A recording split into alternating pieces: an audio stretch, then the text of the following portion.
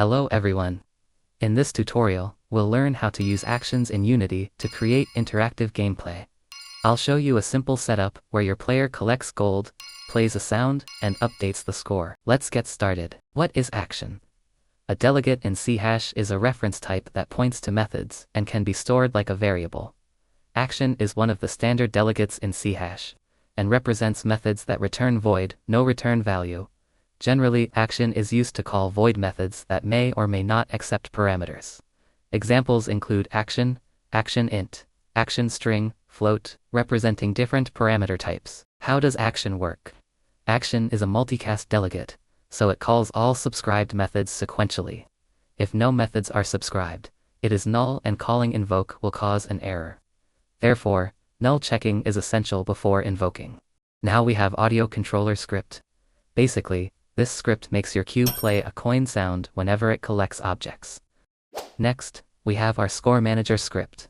This script updates the score whenever our player cube collides with objects. So, every time the cube collects a coin or any collectible, the score increases and the UI text on the screen updates instantly. Finally, we have the interactions script on our player. It triggers the collected action whenever the cube hits a coin. This notifies other scripts, like AudioController and ScoreManager, to play a sound and update the score.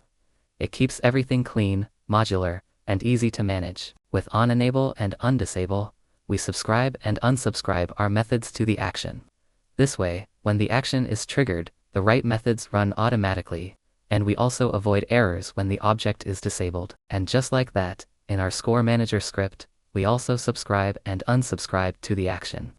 So, whenever our objects interact with the player, the action we created at the start will fire. And both scripts, the AudioController and the ScoreManager, will run their code automatically. Now it's test time.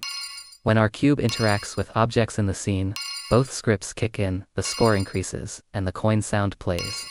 Everything works together in a clean and optimized way. Thanks for watching.